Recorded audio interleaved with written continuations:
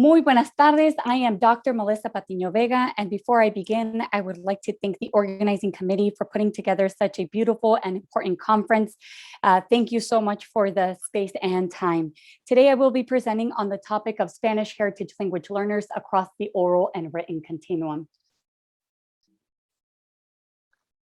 I will share with you all a very brief introduction to my topic as well as the state of the field, and I will be sharing with you information regarding the data collection and my participants, some of my results, some implications, as well as my conclusions. And I'd like to start off by reading a quote to you all from one of the participants in my study. They state, "Profe, me siento nervioso porque nunca he escrito un ensayo en español, solo en inglés. No sé cómo escribir en un idioma que solo uso con mi familia y amigos. Yo creo que mis ideas son buenas, pero no las puedo pensar en español, solo en inglés." The fear, concerns, and anxiety described by Diego are a common reality faced by many Spanish heritage language learners in a classroom context as they attempt to engage and further develop their heritage tongue. Although the vast majority of heritage language learners have acquired Spanish through informal settings with family and communities, many have opted to revitalize their language and cultural proficiencies through formal instruction. Their intentions and motivations to do so vary widely across speakers. While in some cases there is an economic drive, others generally aspire to prevent language loss and cultivate their ancestors' language. The field of Spanish as a heritage language has taken different approaches to analyze and improve the pedagogical practices for this language community, which includes the development of academic biliteracy. Most literature on Spanish language maintenance illustrates patterns of language loss among second and third generation Latinx immigrants. In light of this, scholars advocate for language maintenance through the development of an academic register and a biliteracy in students' heritage language. This area of study is considered fairly new, as there are a few studies that address this issue. Biliteracy can be interpreted as the use of two or more languages in and around writing. However, researchers agree that the development of an academic biliteracy goes beyond reading and writing. It involves analyzing, synthesizing, interpreting, and developing general conclusions. Furthermore, it means becoming an active participant that can negotiate, construct, and index new identities as members of an academic community.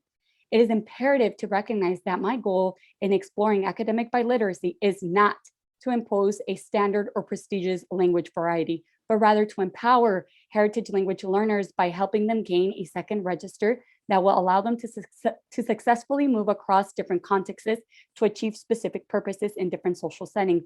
For example, the colloquial academic context. Using systemic functional linguistics, researchers have examined academic language development.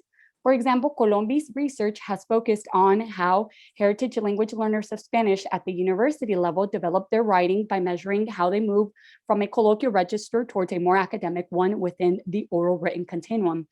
Utilizing students' essays as a corpus, Colombia demonstrated how students rely on conversational resources that are generally features commonly found in interpersonal contexts to produce academic writing. Additionally, Achugar's and Colombi's longitudinal studies of students enrolled in heritage language programs at the university level explore how learners move across the oral written continuum. In these studies, the authors analyze grammatical choices students make in academic essays and document how their writing progresses from oral-like to more characteristics of academic discourse. Colombia's extensive contribution to the field has also suggested that the development of a biliteracy among heritage language learners requires significant time.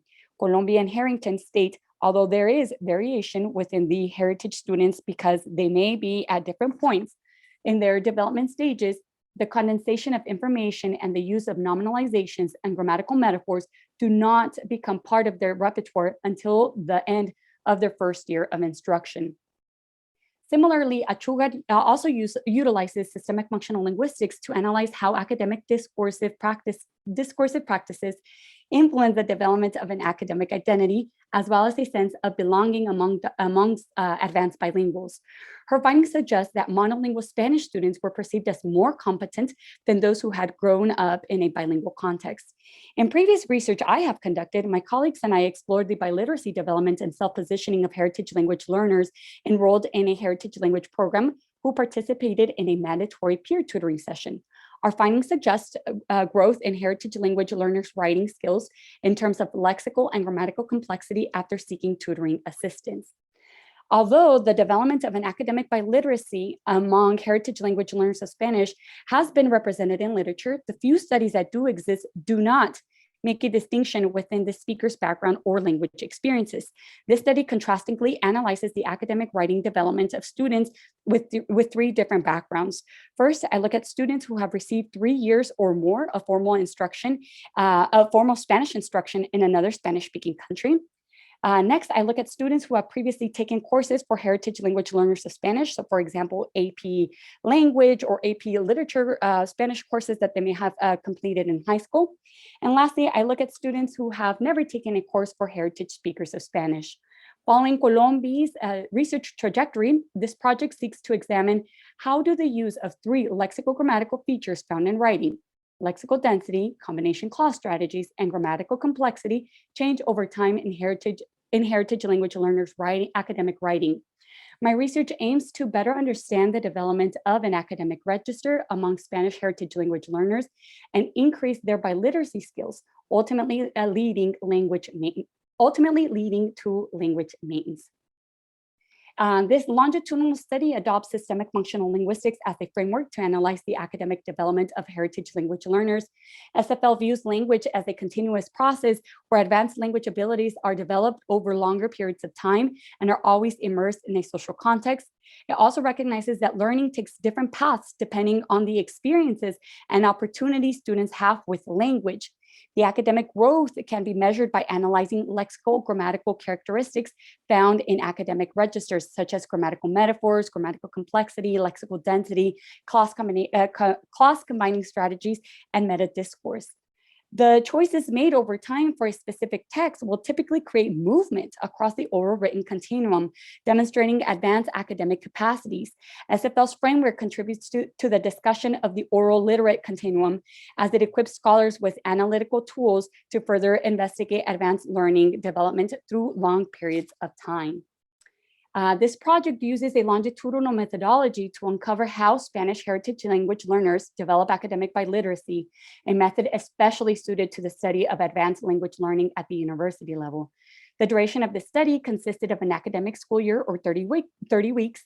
The data collection period ran from September 2017 and was concluded in June 2018.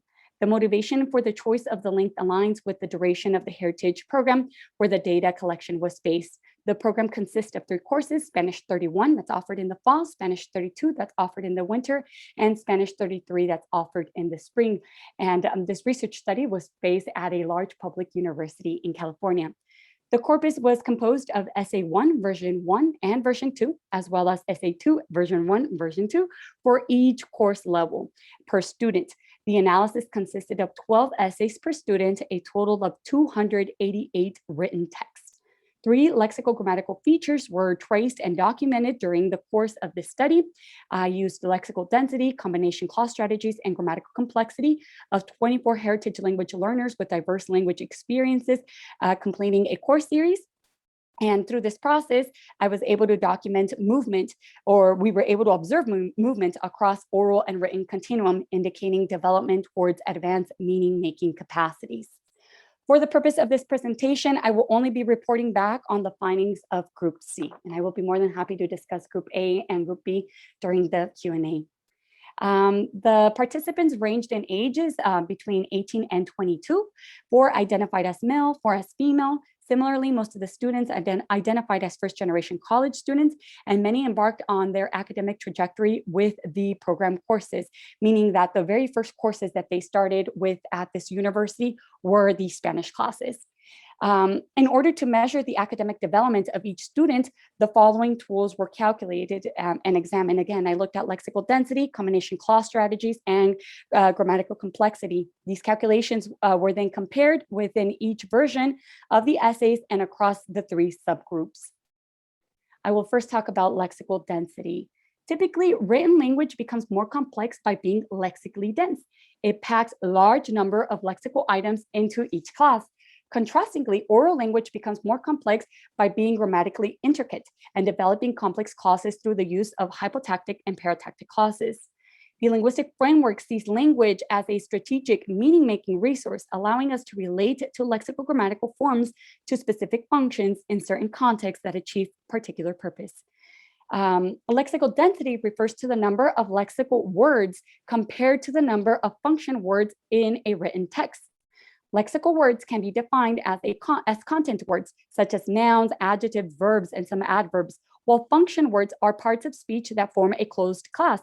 For example, articles, pronouns, prepositions, etc., which create the grammatical or structural relationships into which content words may fit. As Halliday and Hassan explain, the vocabulary of every language includes several high-frequency words. These terms are often general words and are not specific. In Spanish, lexical words such as cosa, gente, ser, estar, haber, and poder have a high frequency use. Therefore, I counted them as functional items as they marginally contribute to the overall lexical density of the text. To illustrate, the following sentence taken from the first draft of a participant's essay demonstrates the difference between lexical and function words. Please note that the bolded words illustrate lexical words and the italicized words represent all function words. Counting English only and Estados Unidos as one word independently of one another, the sentence has a total of 14 words. Of these, el, de, va, a, más, entre, la, gente, and de are grammatical words. The lexical items are concepto, English only, discriminación, traer, and Estados Unidos. So you take your 5 content words and you divide it by the 14 total words, giving us a lexical density of 36%. The figure illustrates the average total word count and average lexical density per each essay analyzed for Group C. As illustrated in the first figure, students in Group C consistently wrote with an average lexical density range between 41 and 50%, while the group on average exhibited a slight increase in lexical density from beginning to end of the course. The group also had a visible increase in both lexical density and total word count when comparing version 1 and version 2 of each essay analyzed in Spanish 31 to Spanish 33. For example, in essay 1 of Spanish 32, which we have right here, Spanish 32, this is essay 1, version 1, we had a 41%. And we see an increase in our second version, version 2, to 44. So we showed the group showed a 3% increase in average lexical density from 41 in version 1 to 44 in version 2. Similarly, the average total word count for the same essay increased from 483 words to in version 1, which we have right here, to 568 words in version 2. Based on these observations, it was determined that Group C demonstrated progress towards more academic writing at the lexical level. In addition to lexical density, I also measured students' academic development by analyzing clause-linking strategies. According to Chapra and Colombi, clause-linking strategies are critical components of registered differences. The type of clause structured along with the lexical word selected can reflect either oral-like or more academic written forms. Halliday describes written language as being more lexically dense, which again packs a large number of lexical items into each clause, resulting in a reduction in the number of clauses used. For this project, I defined the clause as a unit of analysis. Furthermore, I considered only finite clauses. In other words, a clause containing a finite verb structure. Every sentence in the student's essays that consisted of a subject and a finite verb was classified as a simple sentence, while a combination of more than one hypotactic or paratactic clause was classified as a complex sentence. Each clause was encoded as main, hypotactic, or paratactic, or embedded. And this is an example of how the text was coded. And it is important to note that increases in lexical density and decreases in grammatical complexity are interpreted as movement towards more academic written language.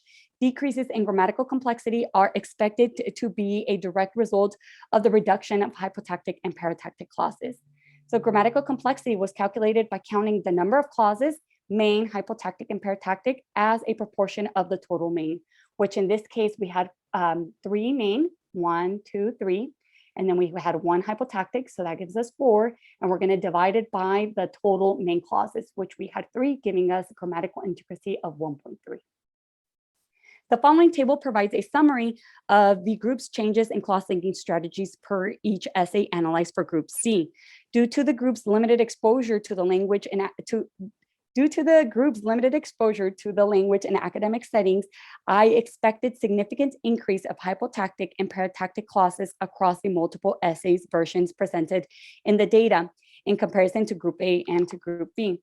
However, that was a false assumption. When analyzing the changes at the individual essay level, the group had a visible decrease in the use of hypotactic and paratactic clauses in 4 of the 6 essays.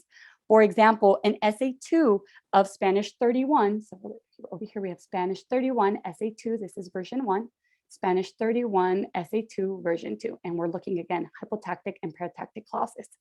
The group's hypotactic and paratactic clauses percentage decreased from 31 to 27%. On a standalone basis, the group's decrease in use of hypotactic and paratactic structures indicate Group C has demonstrated movement to more academic writing. The following chart includes a dotted linear trend line demonstrating a clear decrease in the group's use of hypotactic and paratactic clauses from the beginning to the end of the course series. In addition to Group C's diminished reliance on the use of hypotactic and paratactic clauses, the group increased the use of embedded clauses.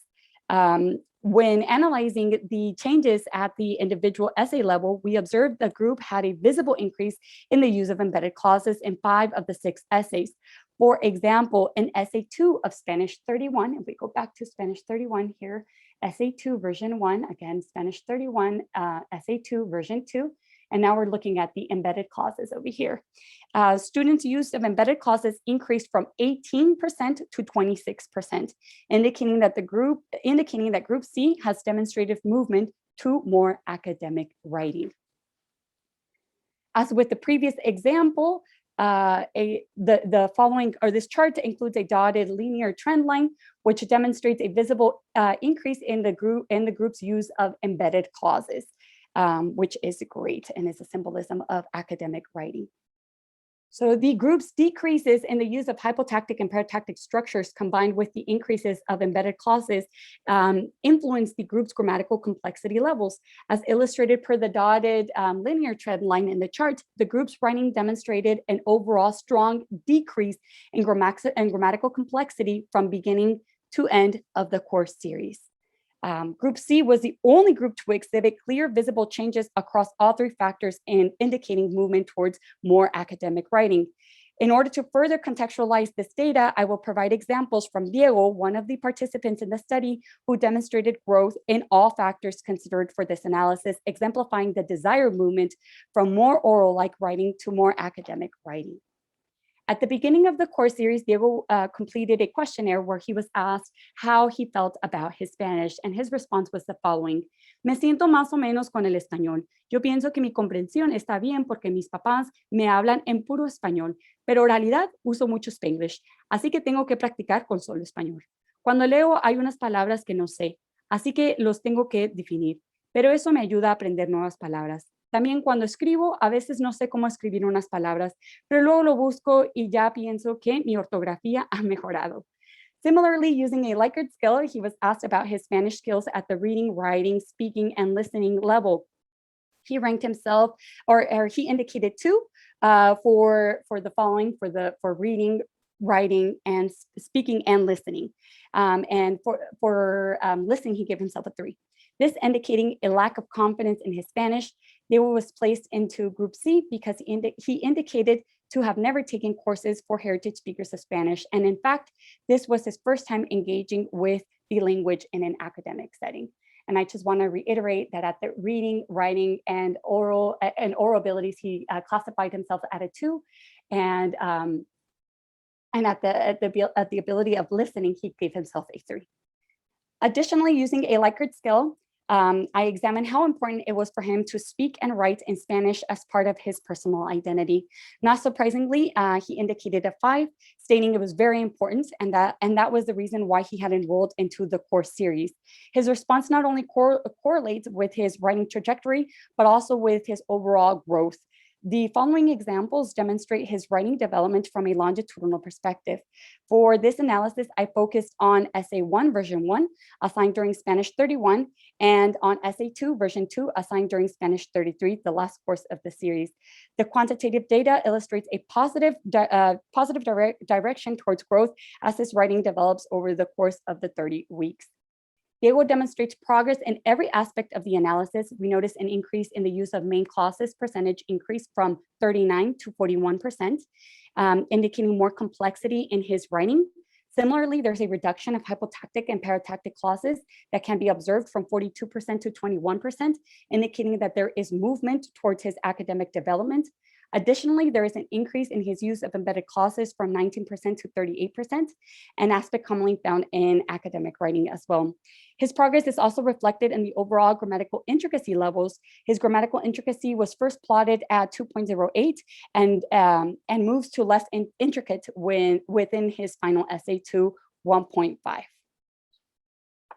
And so the following examples represent more concrete examples of his actual writing, but for the purpose of time, we will come back to these during the Q&A.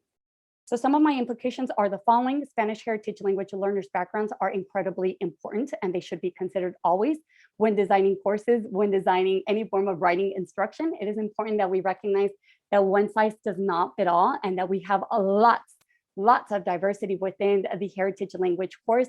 And even though I tried to control for 3 different groups, even within these 3 groups, there was lots of variability. Writing instruction, I think that it's also very, very important that we start with what students know in order to prevent writing anxiety. And that can also be done by further exploring our students' background and getting to know them a little bit more. As Colombi and Harrington suggest, explicitly understanding the use of lexically dense items and combination clause choices can help students produce written texts that are expected in academic context. The last thing that I want to emphasize is the importance of a placement exam. Group C was the only group who exhibited clearly visible changes across all 3 factors, indicating movement towards more academic writing.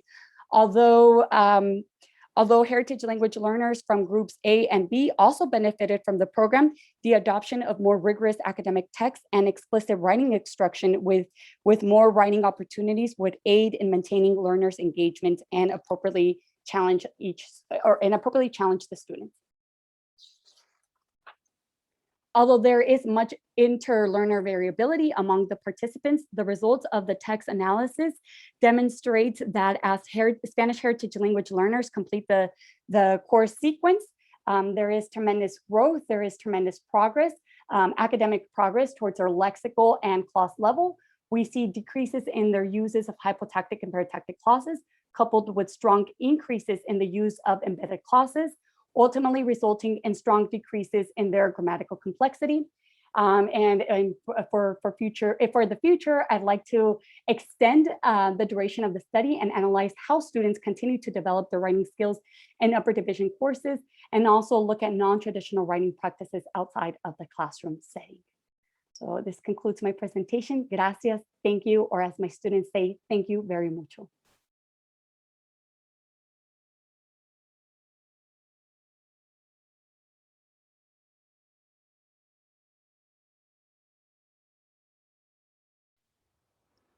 Hi, my name is Justin Nichols, and I'm presenting general education writing courses as sites for WAC-WIT intervention and predictors of college student retention, results from a large-scale quantitative study. So I present a large-scale quantitative study with an N of 2,693 concerning a writing sequence, basic writing, composition 1, composition 2, at one 4-year career-focused university. At the research site, course objectives required students to encounter increasing levels of writing in the disciplines exposure, or WID exposure. I'll explain what that means in a minute, or argue how that matters here. Binary logistic regression analysis, indicated significantly lower odds for first-generation college students as they progressed toward more WID-related writing. Implications are discussed here for WAC-WID pedagogy and research to support students as they encounter WID-related writing. So, retention remains a pressing concern for administration and faculty members in higher education. This study was informed by foundational writing studies literature that has conceptualized basic writing and first-year writing generally as assisting students' entry into academic discourse communities. Additionally, this study was informed by foundational WAC-WID scholarship that is held that every class that students encounter represents its own unique discourse community, which students are tasked with understanding and navigating. From this conceptual starting point, a research question was posed asking whether the additional social practice of managing a class and writing assignments in an interconnected writing course sequence conferred any advantage to students in terms of grades and graduation rates, which are outcomes that we're often asked about as professors and English departments and writing departments. To students who started the sequence early, specifically in basic writing, and as students progressed through the sequence. The study was reviewed and determined to be exempt by the Research Sites Institutional Review Board. Data was collected from a comprehensive public career-focused 4-year polytechnic university with a reported student employment placement rate of 98%. The university reports a student body of approximately 9,500 with 2,100 first-year students enrolling each academic year. Approximately 8,200 students are undergraduates. The other 1,300 are graduate students. The university is a predominantly white university with 86% of students institutionally categorized as white, Caucasian, and 53% of its students designated as male. Finally, the university reports an overall graduation rate of 55.5 for its white students, 42% for its students of color, and students who categorized themselves or identified themselves as 2 or more races. The national persistence to degree rate for similar institution types is 36.9 according to ACT. Now, the course sequence that was investigated here included basic writing, composition 1, and composition 2. The course outcomes for the first year composition program were derived from the outcomes described by the Council of Writing Program Administrators and pertain to knowledge and performance of rhetorical knowledge, critical thinking, and composing processes or writing strategies and writing strategies. Basic writing focused on source integration, rhetorical meta-language, critical reading and writing, lower order assistance pertaining to writing accuracy. Composition 1 placed additional emphasis on academic research and evidence-based argumentation. And then composition 2 emphasizes the more, at least in our outcomes, entering of ongoing academic discourses and WID-related writing exposure and practice.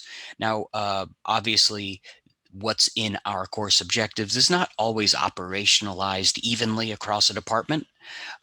People will operationalize their objectives in their course assignments and activities uniquely. That wasn't feasible really to control here, although a future study could definitely do that or work toward that. So that's something to keep in mind, that even though these our course objectives, I argue, reflect more movement toward WID-related writing. There's, we cannot say, or in other words, this is a limitation of the study that this was not controlled in terms of how it was operationalized per class. So results. Students placed into basic writing, they do not experience lower odds of graduating than students placed directly in a composition one. This was kind of surprising and interesting to know because there are powerful arguments that basic writing is not needed, or that it slows students down or hampers them in their graduation. But our data suggests that this is not the case at this institution. Now, the students who were involved in the study were every single student who took the classes during this time frame. So that's maybe a strength of the study, is that it includes all students, not a sample of of convenience, let's say, or vocal students. Some previous literature emphasizes students who were vocal about their experiences, for instance, in basic writing. This is all students, and it doesn't look at their perceptions of the class, but rather the outcomes in terms of their grades and graduation rates.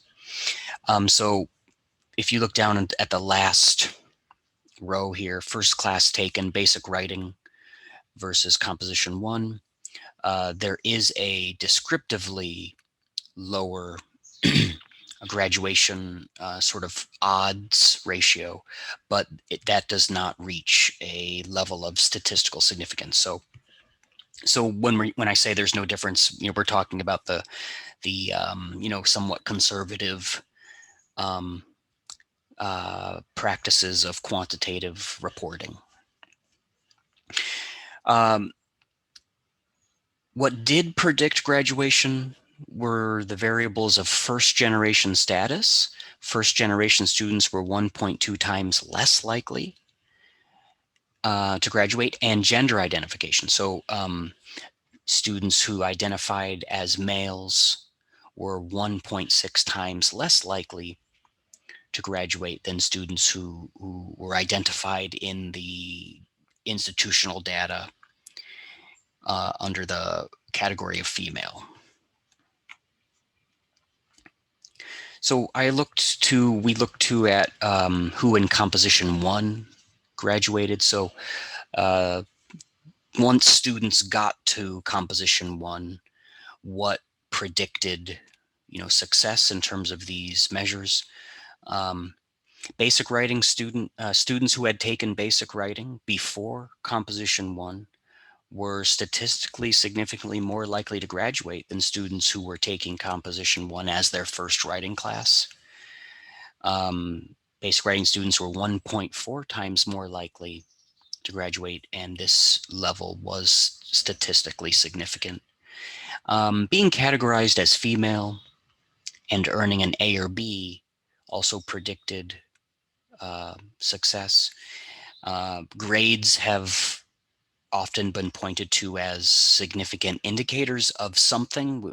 How we conceptualize that something, I think, is debatable. But the grades, for whatever reasons that we probably still need to determine, whether that's sort of a does it help students identify their self-efficacy? Is it a performance of their identity? Is it other factors? But getting an A or B for students, they're 4.1 times more likely to graduate than students who got a C and below.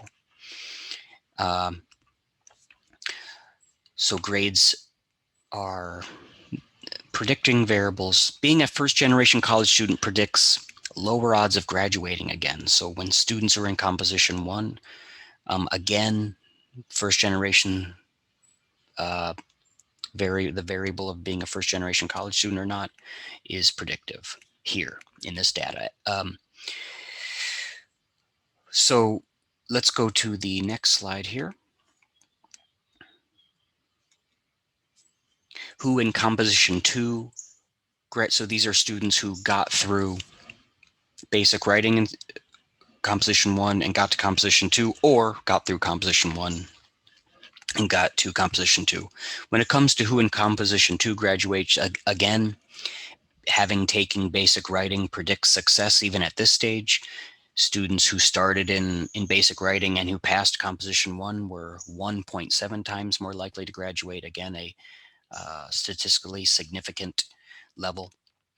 Earning an A or B again was predictive. You're 3.5 times more likely to graduate if you get an A or B in composition 2 in this data. First generation status again predicts lower odds of graduating after 4 to 6 years. So discussion. If every class that students encounter represents its own unique discourse community, which students are tasked with understanding and navigating, it seems possible that theoretically that students who begin sooner and perform better show an advantage in terms of grades received in graduation as they move along interconnected writing sequences that are supposed to expose students, at least in terms of the objectives, to and give them more practice with increasing levels of WID-related writing. However, being a first generation college student in composition 1 and 2, though not necessarily in basic writing, predicts lower graduation rates overall, suggesting that first generation college students, as college writing coursework expects greater entrance into academic conversations, perform at a disadvantage. This seems to reflect that in this study, as in earlier ones, being a first generation student poses an especially formidable barrier to college performance. And that perhaps four-year colleges may need to continue to explore ways to suitably meet the needs of first generation college students. So really this study ends more with the major questions for implications of this study, but then obviously follow-up studies, since one study, right, doesn't end a conversation. But what, as sort of a parting question, might WACWID practitioners and researchers consider in light of these findings? So thank you very much for your time.